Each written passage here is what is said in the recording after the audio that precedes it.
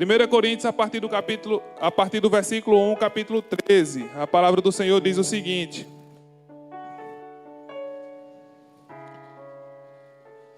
ainda que eu fale a língua dos homens e dos anjos, se não tiver amor, serei como o bronze que soa, como símbolo que retine. Ainda que eu tenha o dom de profetizar e conheça todos os mistérios e toda a ciência, ainda que eu tenha tamanha fé a ponto de transportar montes, se não tiver amor, eu nada serei. E ainda que eu distribua todos os meus bens entre os pobres, e ainda que eu entregue meu próprio corpo para ser queimado, se não tiver amor, isso de nada me adiantará. O amor é paciente, é bondoso, o amor... Amém, é mesmo o amor é paciente, tenham paciência, meus amigos. O amor não arde em ciúmes, não se envaidece, não é orgulhoso, não se conduz de forma inconveniente, não busca os seus interesses, não se irrita, não se ressente do mal. O amor não se alegra com a injustiça, mas se alegra com a verdade.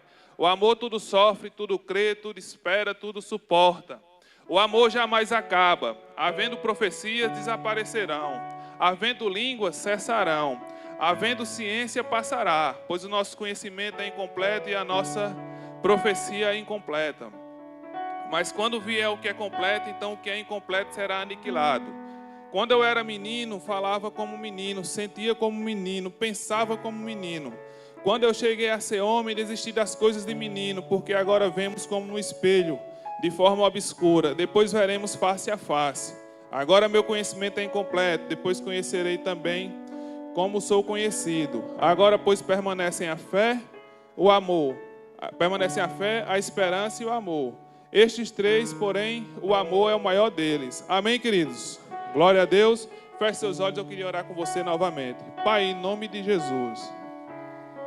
O que o Senhor quis aplicar, Paulo, meu Pai, naquela igreja de Corinto, que o Senhor aplique também ao nosso coração.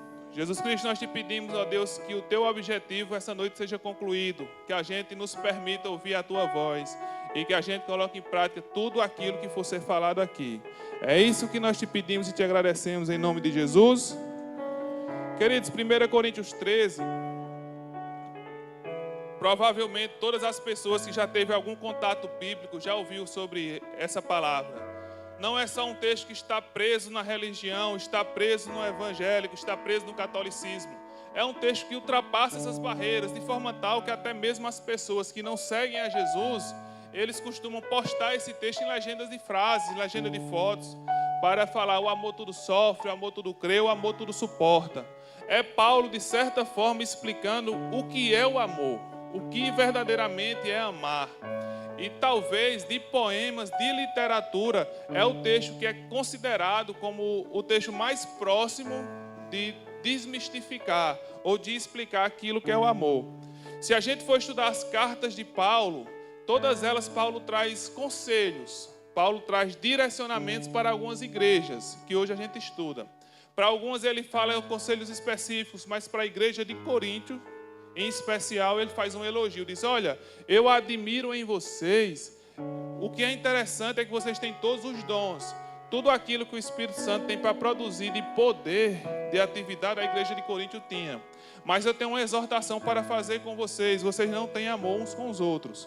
Estava acontecendo na igreja de Corinto, naquele tempo, algumas contendas, algumas confusões. Os irmãos estavam amando ou interessados em estar juntos de forma que não era a forma que Cristo queria. Os irmãos brigavam entre si e os outros que não faziam parte da confusão não estavam nem aí. Os irmãos pecavam e aqueles que se diziam amigos passavam a mão na cabeça, achavam aquilo uma coisa irrelevante. E aí Paulo está dizendo: olha, o que está faltando em vocês é o amor. Porque vocês estão até um pouco ensoberbecidos por aquilo que Cristo ofereceu de riqueza a vocês. Os caras falavam em línguas, os caras profetizavam, os caras tinham dom de cura, os caras tinham tudo aquilo que a gente busca no Espírito Santo. Mas estava faltando uma coisa: união. Estava faltando uma coisa: amor. E aí Paulo diz o seguinte: os dons que foi dado a vocês está dividindo vocês. E Paulo acha interessante porque é simples e claro, irmãos. Deus não pode usar pessoas abastecidas, pessoas cheias de dom, mas sem amor. Porque se essas pessoas forem usadas, elas vão ferir mais do que curar. A pessoa que tem o domínio da palavra de Deus, o melhor teólogo, se ele não tiver amor, ele vai usar uma teologia simplesmente para ferir outras pessoas. E Paulo fala, olha, de todas esses dons que lhe foram dados, o amor é mais importante, o amor é mais interessante. E se a gente puxar um pouquinho na memória, a gente conhece alguém que não tem teologia. A gente conhece alguém que não tem um dom da profecia, mas ele tem amor e é uma pessoa agradável. E a gente costuma até falar, esse ali é um verdadeiro cristão. E se você perguntar, ele não sabe explicar nenhum texto da Bíblia. Porque Paulo está querendo dizer justamente isso. De todas as virtudes, o amor é o que sobressai a elas. Então nós devemos nos preocupar com isso. 1 Coríntios 13 é também uma oportunidade que Paulo está dizendo como é que nós podemos ser felizes. Como é que nós podemos ser felizes verdadeiramente. Porque talvez seja essa a nossa maior dúvida, ou então seja essa a nossa maior sede. Como eu posso ser feliz? Hoje é um culto de jovens para a igreja, não é verdade? E quando a gente está na juventude, talvez a maior dúvida que há em nosso coração é essa. O que é que eu posso fazer para ser feliz? O que é que eu devo buscar? O que é que eu devo estudar? Para onde é que eu devo ir para que eu possa ser feliz? Afinal, o jovem muitas vezes está na casa de sua mãe, está em dúvida sobre a faculdade, cursar, qual trabalho eu vou trabalhar, como eu posso ganhar dinheiro, formar família, casar, ter filhos. E todas essas dúvidas giram em torno de uma. O que é que eu posso fazer para ser feliz? E talvez o manuscrito, ou então o manual que mais próximo pode nos fazer chegar a esse ponto de sermos realmente felizes, é 1 Coríntios 13. É também a forma mais difícil, porque talvez se Paulo dissesse, olha, se você quer ser feliz, estude bastante, passe no vestibular e faça medicina. Depois estude mais ainda, termine medicina e assim você vai ser feliz. Era bem mais fácil. Mas Paulo nos dá uma série de direções para que a gente possa entender como realmente eu posso ser feliz. E eu queria perguntar a você, você é feliz? Você tem trilhado o caminho da felicidade? As escolhas que você tem feito, as práticas que você tem realizado, tem levado você a um campo feliz? Quando você deita a cabeça no travesseiro, você diz, poxa, realmente é isso, para isso que eu nasci. E eu estou satisfeito, eu estou feliz. A palavra de Deus nos deixa bem claro, ser feliz não é fácil, mas é possível. Deus quer que você seja feliz. Meus amados, esse evangelho que é pregado, que você está aqui somente para sofrer, é mentira. Deus se importa com a sua felicidade e por isso Ele deixou um manual de como você pode ser feliz. Agora talvez esteja acontecendo algo que você está confundindo o que é felicidade. Você está confundindo o que é amor, ou então você está confundindo qual é o propósito de Deus para a sua vida. E talvez você ache que felicidade é uma coisa que não é a mesma felicidade que Cristo quer te oferecer. E para isso eu peço que você vá comigo para o versículo 1 do capítulo 13 novamente. Pode deixar a sua Bíblia aberta.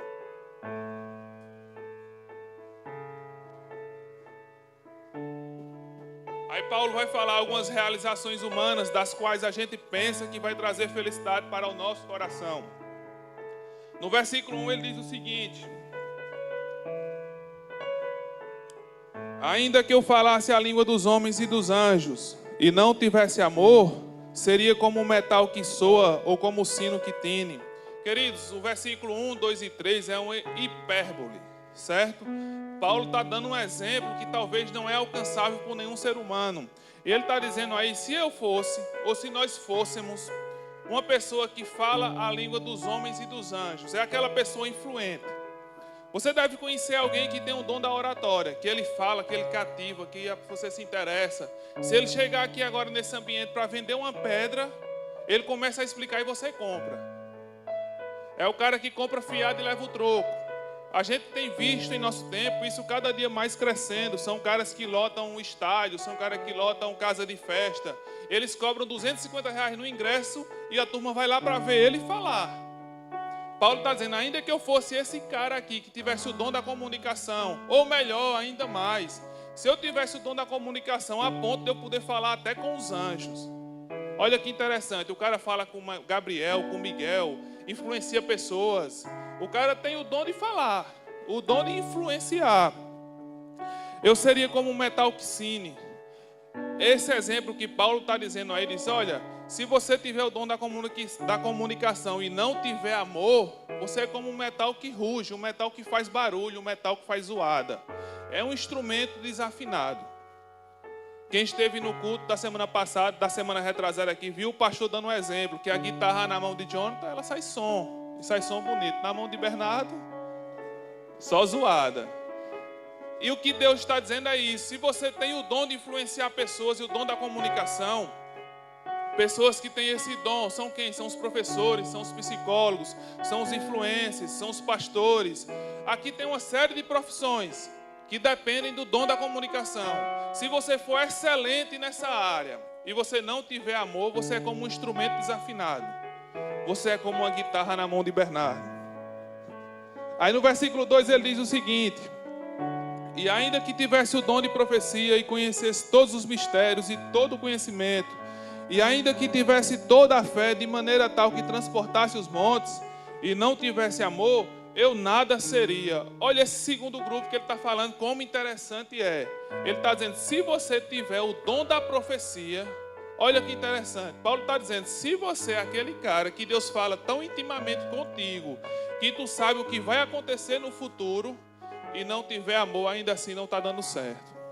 Ele vai mais além, ele fala que aqueles que têm o dom do conhecimento, quem são esses? Os cientistas, os médicos, os pesquisadores, tanta gente cheia de conhecimento, tanta gente robusta da inteligência daquilo que sabe. A gente tem visto ultimamente, tem se maravilhado com o tanto de notícia e de avanço da medicina. A gente viu agora que uma brasileira, talvez o primeiro Nobel brasileiro da história, glória a Deus por isso, descobriu como fazer tetraplégico voltar a andar. A gente viu umas notícias, não sei se você acompanhou, que na Suíça descobriu uma forma de reverter a vida dos rins. O pessoal que faz hemodiálise vai receber uma injeção e os rins vão voltar a funcionar. Isso é bom. Glória a Deus por isso.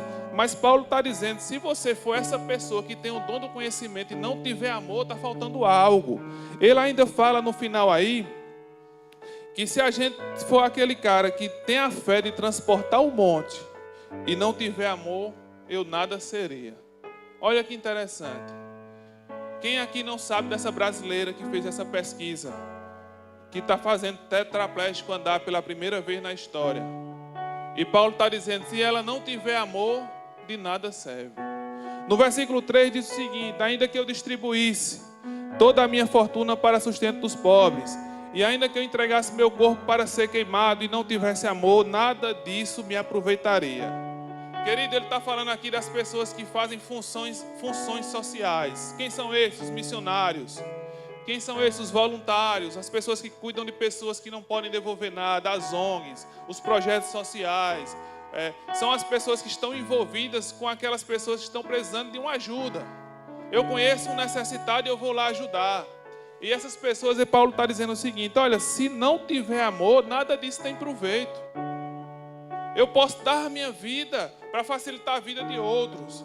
Eu posso ir para a África, eu posso ir para a Índia, eu posso ir para a Amazônia, eu posso ir para o interior do Piauí, eu posso ir para qualquer lugar. Se não tiver amor, isso não tem proveito. Se a gente for pensar, todas as funções, todas as profissões, elas se encaixam em alguma desses 3 versículos que foram falados sobre Paulo.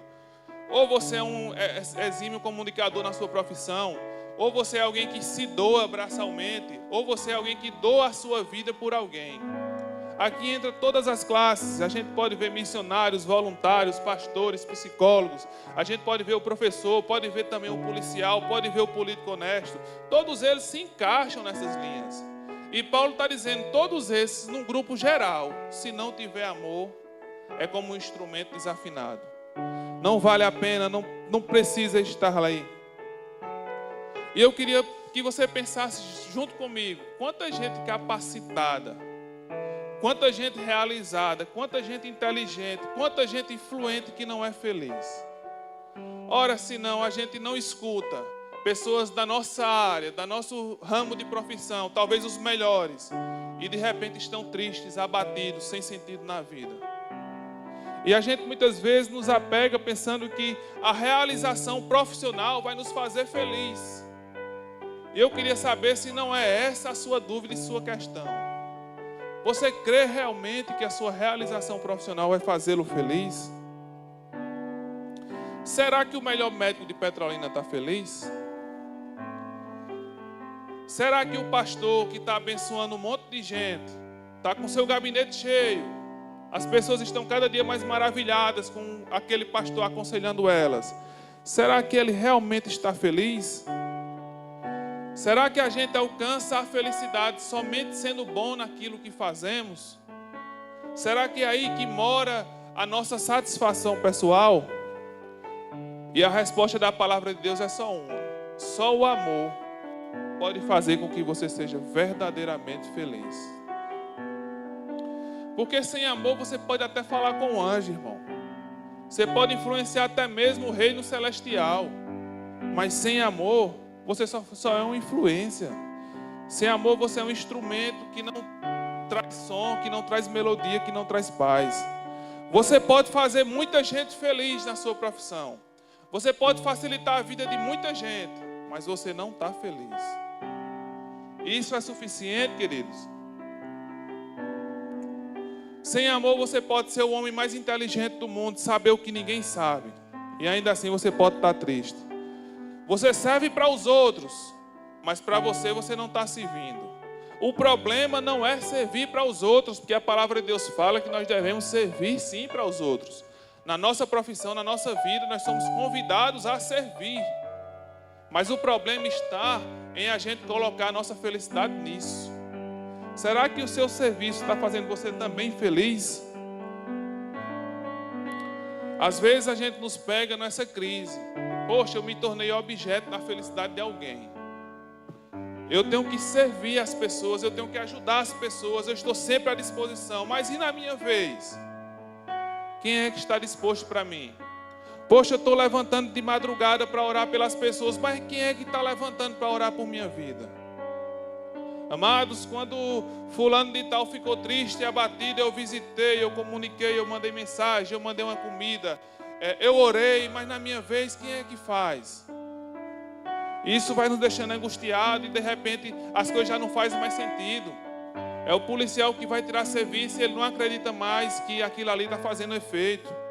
É o político honesto que está trabalhando ali e diz: poxa, não vale a pena porque a corrupção já venceu. A gente começa a entrar numa angústia existencial porque pensamos: poxa, eu pensava que a minha efetividade ia me fazer feliz. E agora eu estou vendo que não. E eu estou novamente abatido, eu estou novamente triste. E aí no versículo 4, eu peço que vocês abram aí, Paulo vai falar um pouco sobre o rol do que é o verdadeiro amor.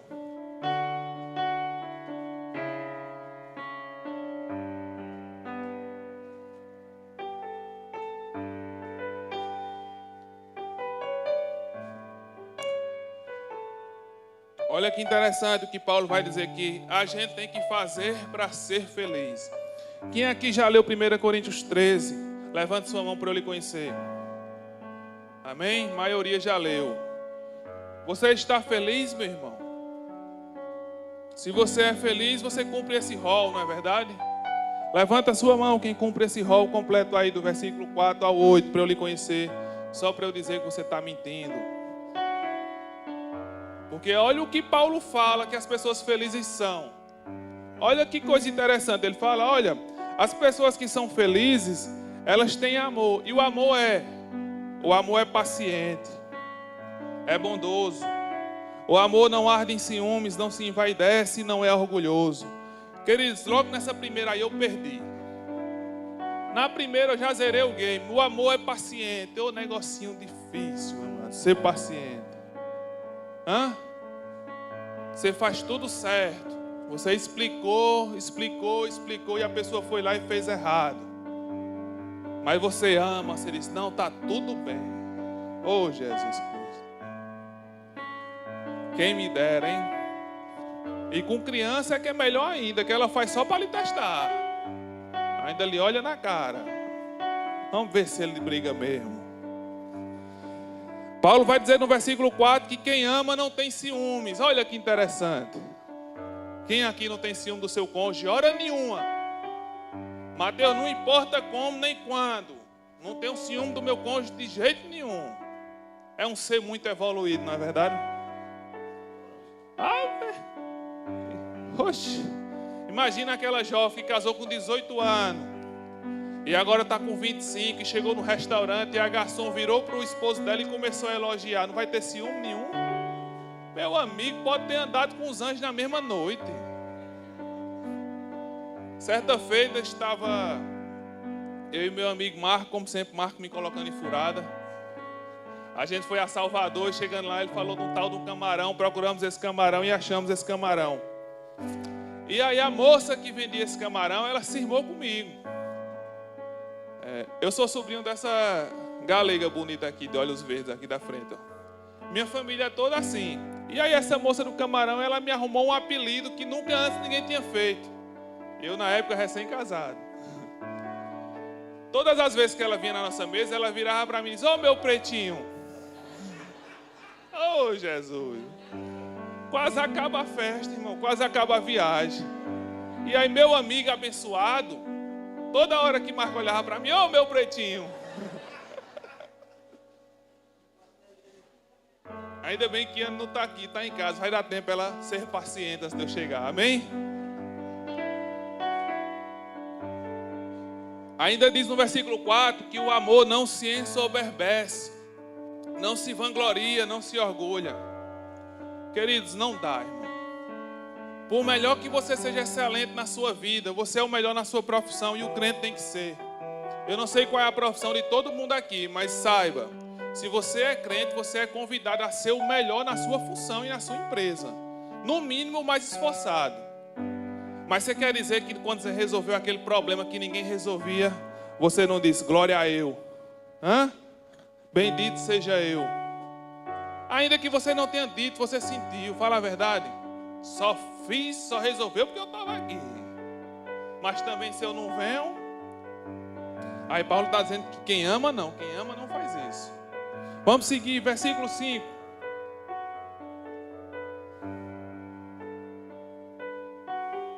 Não se conduz de forma inconveniente, não busca os seus interesses, não se irrita e não se ressente do mal. Olha que interessante. Ele não age de forma inconveniente, a pessoa que ama. Olha aí, mulheres, fala aí, olha, meu marido, todas as vezes que ele vai falar, ele sabe o que falar e como falar. Quem levanta a mão? Meu marido nunca errou comigo na forma de falar. Ele fala na hora certa, da forma certa, no tom certo, de forma que eu fico em paz quando eu estou sendo repreendida por ele. Glória a Deus, aleluia. Paulo está dizendo no versículo 5 que essa pessoa também é aquela pessoa que sempre cede. É você lá no seu trabalho, segunda-feira é sua folga. Aí você diz: "Olha, para o seu bem, meu parceiro de trabalho, segunda-feira eu venho trabalhar, a folga é sua". Olha o que Paulo está dizendo que é essa pessoa. Ele ainda diz mais: essa pessoa não se irrita, jamais. Ninguém aqui se irrita. Afinal, nós somos a pessoa que ama. Somos o povo do amor. Versículo 6, para a gente não demorar. O amor não se alegra com a injustiça, mas se alegra com a verdade. Meu amado, Paulo está dizendo que aquele que ama a ponto de ser feliz, ele não se alegra com a injustiça. Aí tem aquele abençoado que passa empinando na sua rua. Aí ele dá um vacilo e leva aquela queda. Aí você olha, não morreu. Aí tu quer dizer que não. Bem feito. Não, crente, aqui nessa igreja não, na outra. Aqui não, na outra. Lá na rua de casa tem um abençoado que todo dia 3 horas da manhã, é certo, aquele abençoado ali, ele, todo dia 3 horas da manhã, ele passa estralando o som. Igual o Júnior e Pedro ficam fazendo. Chega e bate no final do ouvido do cara, 3 horas da manhã. E eu lembro que eu estou tendo vigílias 3 horas da manhã desde sábado passado, né? Minha filha, todos os dias 3 horas da manhã, ela decide que a gente vai orar. E a gente ora. No dia da chuva, lá vem esse abençoado. Ele deu algum vacilo, irmão, e entrou água no som. Escutei claramente, na hora que ele passou na frente, que que pena, meu irmão. Hã? Poxa vida. Versículo 7. O amor tudo sofre, tudo crê, tudo espera e tudo suporta. Eu sou esse, diga aí, meu irmão. Eu creio, eu sofro, eu suporto. Amados, esse rol que Paulo descreve, nem ele mesmo cumpre, pode ter certeza. Isso é impossível para nós humanos. Não tem uma pessoa aqui que diga, eu sou esse aí, eu amo esse ponto aí. Não tem. A gente pode se separar como os monges antigamente faziam. Eu vou morar lá onde ninguém vai, para eu não pecar. Vou passar o dia em oração. Eu vou me distanciar daqueles que não fazem a vontade do meu Deus. E ainda assim você peca. Ainda assim você falha em amar. Ainda assim você falha em ser amado. Não tem esse que consiga cumprir esse rol exaustivamente. De tipo, não tem uma característica aqui que eu não siga. Mas e agora, Mateus? Tu disseste no início da pregação que para ser feliz eu tenho que amar. Aí tu disse que as pessoas que amam têm tais características e ninguém cumpre. Ora então, a felicidade é impossível. Não é verdade? E agora, como é que eu fico? Eu queria fazer um adendo no versículo 7. Um tema que está bem frequente em nossa igreja. Para que minha palavra não seja confundida. No versículo 7 fala que o amor tudo sofre, tudo suporta, o amor tudo crê. A gente tem visto em nosso meio crescido uma onda de violência doméstica para com as mulheres. E o versículo mais usado é esse aqui. 1 Coríntios 13, 7. Eu queria dizer a vocês que não tem uma violência que Cristo abone. Não tem uma violência aprovada por Cristo. Mulheres que sofrem violência doméstica, recebam um conselho de uma igreja séria. Qualquer violência psicológica, emocional, especialmente física, não tem cura em oração, a cura é delegacia. A cura é delegacia. Se algum conselheiro seu, pastor, líder, vier lhe aconselhar que o amor tudo sofre, tudo suporta, tudo crê, denuncie ele também. Ele é conveniente. Não é sobre isso que Paulo está dizendo. E agora, Mateus, como é que eu fico? Se você disse que eu tenho que amar e eu não consigo cumprir as expectativas do amor, sabe como é que você fica, irmão? Absolutamente, radicalmente aos pés de Jesus. Sozinho é impossível alcançar esse nível, mas em Cristo todas as coisas são possíveis. Precisamos de uma intervenção radical do nosso Senhor e Salvador Jesus Cristo, porque só nele, por ele e para ele seremos felizes.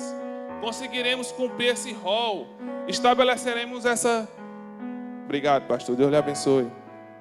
Estabeleceremos essa relação em nossas amizades, em nosso trabalho, com o nosso cônjuge, que é a nossa principal relação.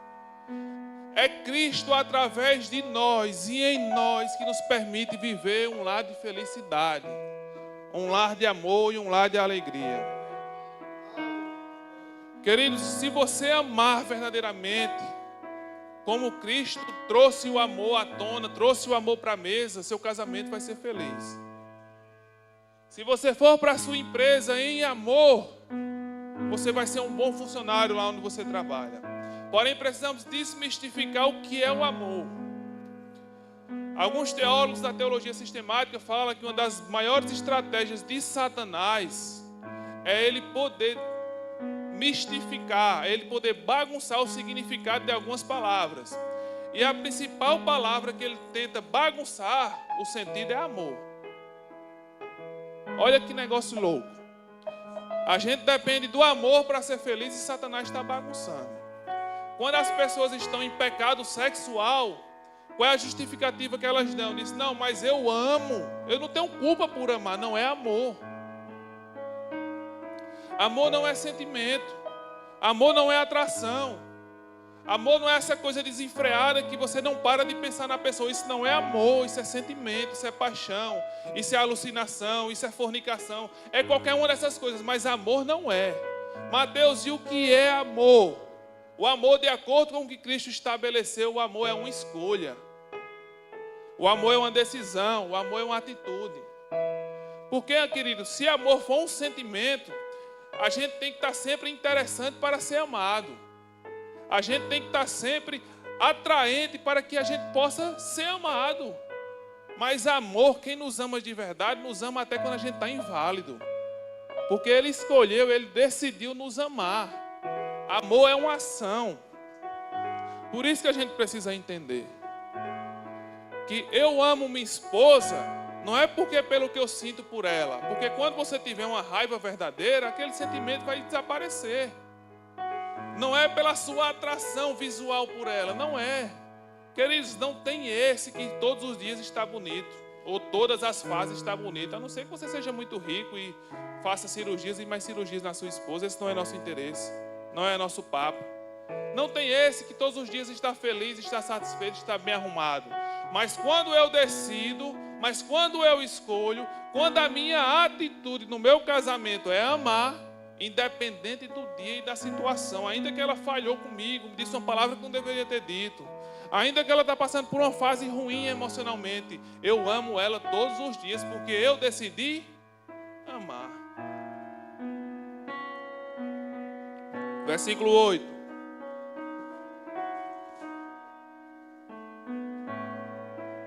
O amor jamais acaba. Havendo profecias, desaparecerão.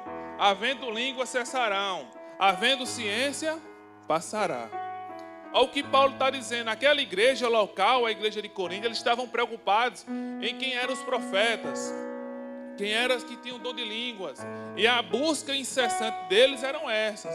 E esses irmãos que tinham dons, eles ficavam meio que num patamar mais elevado do que os outros. Aí começava a subjugar os outros. Esses irmãos que tinham esses dons costumavam alcançar títulos, costumavam alcançar liderança que outros não alcançavam. E aí os outros começavam a discutir, começavam a ter aquela briga, aquela confusão. Aí Paulo está dizendo, olha, isso aí que vocês estão dando maior valor vai passar. Mas o amor não, o amor é eterno. Nós precisamos entender que não tem nada que a gente faça, não tem nada que a gente tenha que sobressair ao amor, nada. Nada. No versículo 9 a palavra de Deus diz o seguinte: pois o nosso conhecimento é incompleto e a nossa profecia é incompleta. Mas quando vier o que é completo, então o que é incompleto desaparecerá. Queridos, olha o que Paulo está dizendo para que a gente possa entender quem nós somos. Tudo que você sabe, tudo que você faz, por melhor que você seja, é parte, é pouco, é insignificante. Mateus, na minha área, eu sou o melhor médico de Petrolina, o melhor médico do Brasil, o melhor médico do mundo. Paulo está dizendo, esse conhecimento que você tem é uma fagulhazinha. É pouco. Ninguém consegue ser completo, ninguém consegue saber de tudo, ninguém consegue resolver todas as coisas. Paulo está dizendo, olha, deixa de besteira. Tu sabe tão pouco e está se achando tanto. Só quem sabe de tudo é Deus. Só quem tem o que fazer tudo é o Senhor Jesus Cristo. Eu estava vendo um médico falar sobre esse versículo aqui. E ele estava dizendo, olha, eu fui o melhor oftalmologista do Brasil durante anos. E aí quando foi um dia, o diagnóstico de câncer chegou lá em casa. E sabe o que eu sabia sobre o câncer? Nada. E aí eu precisei buscar outras pessoas. Até o momento daquele diagnóstico, tudo que eu precisava saber, eu sabia. Mas chegou um dia que eu precisava de outra pessoa. Queridos, não se apegue àquilo que você sabe. Não se apegue àquilo que você tem. Você se acha rico porque você tem um carro melhor do que o dos outros. Você se acha alguém porque sua profissão é você que manda. Você é o chefe. Isso é pouco. Isso é fagulha. Essa coisa é pequena. Na sua casa você faz um inferno. Porque quem bota dinheiro lá é você. É muito pouco, querido. Tem a maior riqueza do mundo e mora numa casa sozinha para você ver se é bom. Nossa maior riqueza são as pessoas, são as companhias, são aquilo que as pessoas nos oferecem, aquilo que a gente dá a elas. mas você está apegado àquilo que você faz, àquilo que você tem, àquilo que você entrega. No versículo 11, a palavra de Deus diz o seguinte: quando eu era menino, falava como menino, sentia como menino, pensava como menino. Quando eu cheguei a ser homem, desisti das próprias coisas de menino. Porque agora veremos como no espelho de forma obscura, depois veremos face a face. Agora meu conhecimento é incompleto, depois conhecerei também como sou conhecido. Paulo está dizendo aqui, queridos, que ele desistiu das coisas de menino. Olha que loucura. Quando eu era menino, eu pensava que felicidade para mim era ter o carro bom. Eu sempre fui apaixonado por carro. Quem me conhece sabe. Eu tinha, na minha mente, já projetava o que realmente iria me fazer feliz. Eu disse, poxa, eu quero ter um carro muito bom. Eu quero ter uma casa muito boa. Eu quero ter uma empregada para fazer tudo que eu quero, para não precisar nem lavar o prato que eu como. Totalmente tranquilo. Dinheiro para viajar o mundo e ir para todas as festas que me forem possíveis. E hoje eu entendo, queridos, eu também lhe pergunto, isso é a verdadeira felicidade?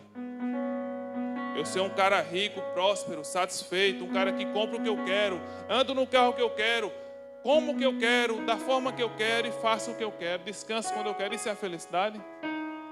Porque Paulo está me dizendo que a verdadeira felicidade é um serviço. E queridos, eu já realizei alguns sonhos na minha vida pessoal, financeira também. Mas não tem nada mais feliz, não tem nada que mais me satisfaça, não tem prazer maior do que servir ao meu irmão. E não tem nada também que mais me abata, que mais me entristeça, que mais me deixe abatido quando eu estou em atrito com o meu irmão. Quando eu estou em conflito com o meu irmão. A gente orgulhoso demora-se a perdoar, demora-se a pedir perdão, mas não tem coisa mais desgraçada do que estar numa confusão. Você pode estar em Dubai, no melhor hotel, comendo a melhor comida. Se você não tiver paz com quem você ama, você não está feliz. É necessário então que a gente entenda qual é o real valor das coisas e como realmente nós podemos ser felizes. É quando a gente está em paz uns com os outros. É quando a nossa verdadeira riqueza é dar a alguém aquilo que ele não precisa nos devolver, ainda que ele possa.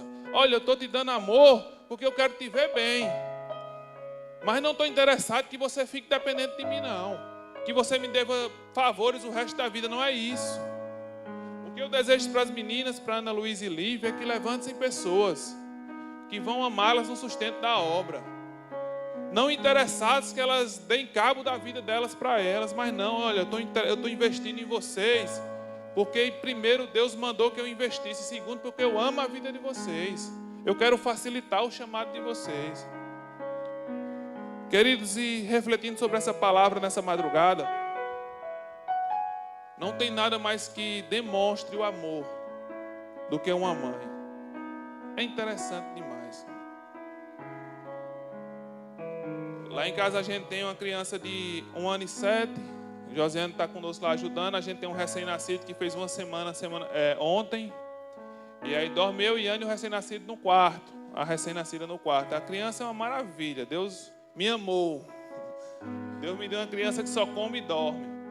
Mas, amados, ontem foi interessante. Eu não sei se foram as primeiras cólicas que ela teve. E ela acordou por volta de 2h30 da manhã. E ela estava incomodada. Você percebia que ela se retorcia, alguma coisa diferente. E 2h30 da manhã, queridos, ela acordou. E Ana acordou primeiro que eu, porque mãe tem um sensor. Antes de chorar, ela acorda. Alguma coisa com Deus, eu não sei. Acordou primeiro que eu e Ana está cirurgiada. Foi cesárea. É um corte mais ou menos de 1 palmo meu assim, ó. Cirurgiada, a coluna está ferrada, das 2 meninas e tudo mais. E quando levantou com um sorriso. Eu digo, deve estar doida. O juiz virou, porque eu levanto, eu ajudo, eu auxilio no que posso, mas com um sorriso. Olha, ela está rindo. Eu digo, ela está rindo, mas eu estou chorando. E levanta com um sorriso. Eu sei que ela ficou de 2h30 até 4 horas da manhã. Não reclamou 1 minuto. O que é que a Heloísa pode fazer por Iane para retribuir? Nada. Mas ela deu, porque ela ama. E ali Deus falou ao meu coração: isso que é amor. É isso que eu estou esperando que minha igreja faça um pelos outros. É isso que eu estou esperando que os casais façam um pelos outros. Que a gente se doe, que a gente sirva, que a gente ame, que a gente se entregue verdadeiramente a ponto de que, se precisar for, eu saio do meu conforto. Se precisar for, eu não sei nem o que é que eu fiz, mas eu peço perdão. Eu quero estar em paz contigo. E que a gente não vai se ensoberbecer. Eu vou ficar feliz quando o irmão estiver bem. Que loucura é essa que quando o irmão está bem eu fico mal? E quando o irmão está mal eu fico bem? Eu vou estar realizado quando todo mundo estiver aqui feliz, satisfeito, a família completa, carro bom, as finanças pagas, todo mundo cantando, pulando e dançando na alegria junto com Jesus. Esse é o verdadeiro amor. Eu não tenho como fazer que toda essa igreja fique bem financeiramente.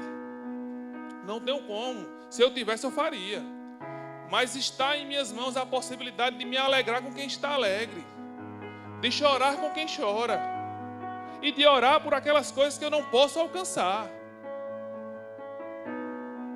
Queridos, comece essa prática do amor na sua casa. Comece com seu filho, comece com seu esposo, comece com seus pais. Você às vezes acha que seu filho está interessado, você está preocupado porque você não colocou seu filho na melhor escola, não deu o melhor tênis, ele não tem o melhor celular, e seu filho está sentindo falta de você. Você às vezes se preocupa porque não, poxa, as amigas de minha esposa, os maridos levam elas por melhores restaurantes toda sexta-feira, infelizmente eu não posso. E sua esposa não está preocupada com isso. Ela está sentindo saudade daquela pessoa com quem ela casou, que antes de dormir conversava com ela, perguntava o que estava acontecendo, abraçava, beijava de forma que não precisa ser pedido, não precisa ser uma coisa marcada. Ajudava ela nos afazeres porque não queria que ela estivesse mais cansada. Seu amigo não está preocupado porque, poxa, será que ele vem para a minha formatura? Será que ele vai me ajudar a pagar a minha melhor festa? Não. Seu amigo sente saudade quando conversava besteira contigo. A gente está muito preocupado com o que eu tenho, com o que eu posso fazer financeiramente, em realizações. E as pessoas estão sentindo saudades de nós. Vocês são importantes porque são vocês, são pessoas. A gente precisa se amar e amar as pessoas pelo que elas são. Mateus, mas as pessoas falham. O amor é paciente. O amor é longânimo. O amor é bondoso. Eu chamo o Ministério de Música para estar aqui à frente. Nós vamos novamente louvar o Senhor. Eu peço que você fique de pé nesse momento e comece a falar com Deus.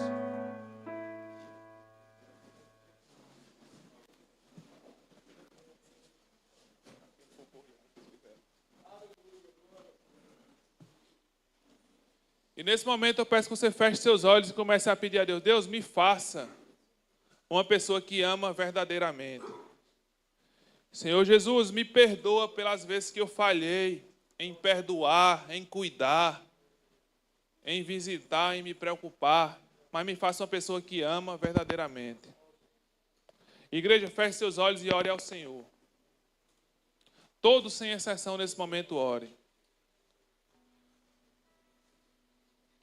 Continue orando, igreja. Eu peço que o auxílio de Anísia, aqui na frente.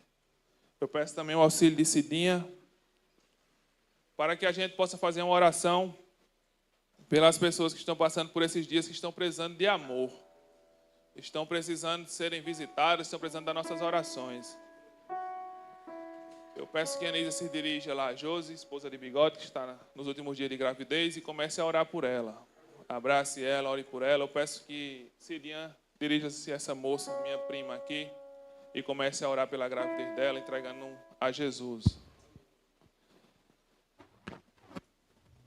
Quando o Ministério de Música cantar, nós vamos cantar juntos, demonstrando que nós amamos uns aos outros. Amamos a Deus, amamos o nosso irmão e amamos a nossa igreja. E por isso nós estamos felizes e satisfeitos com Ele. Por isso nós vamos pular de alegria, nós vamos nos alegrar com Cristo uns com os outros. Amém, queridos? Amém. Agradeço pela oportunidade. Espero que o Espírito Santo complete a obra dessa palavra. Que Deus os abençoe hoje e para sempre, em nome de Jesus. Amém.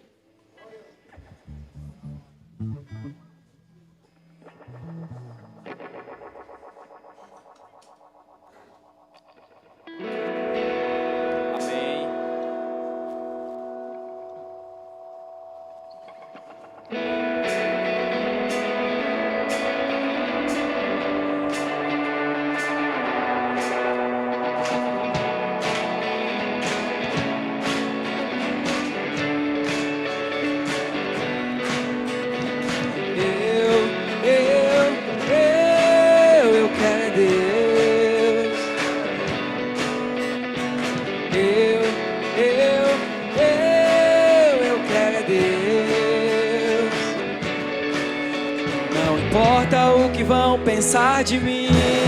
Eu quero Deus.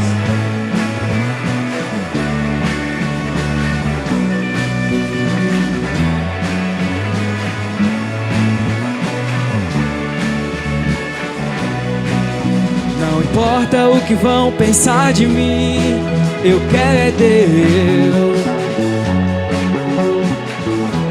Ninguém morreria assim em meu lugar. Foi uma morte terrível pra me salvar. Por isso eu declaro, eu amo esse Deus. Eu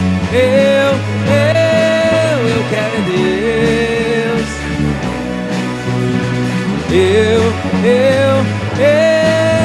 quero Deus. Não importa o que vão pensar de mim.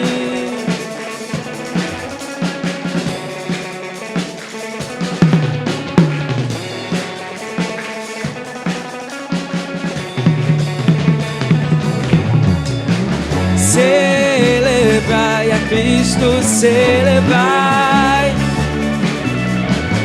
Celebrai a Cristo, celebrai. Celebrai a Cristo, celebrai.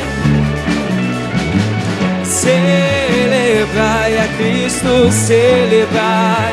Ressuscitou, ressuscitou. Ressuscitou, hoje vive para sempre. Ressuscitou,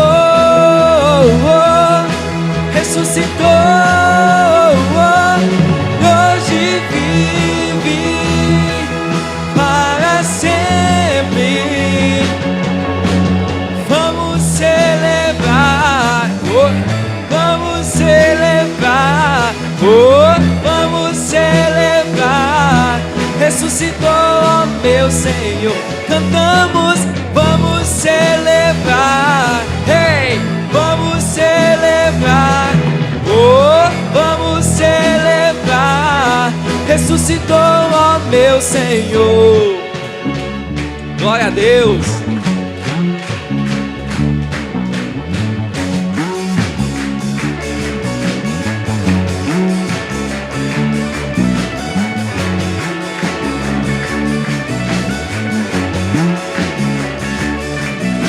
Aquele que está feliz, diga amém.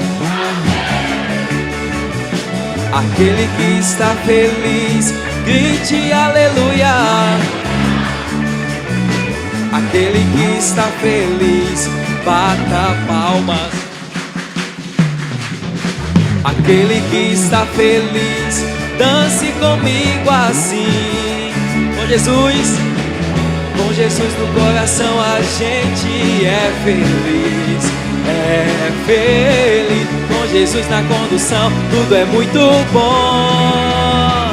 Jesus é alegria, euforia, companhia todo dia. Jesus é o motivo da nossa alegria, euforia, companhia todo dia. Jesus é o motivo da nossa alegria.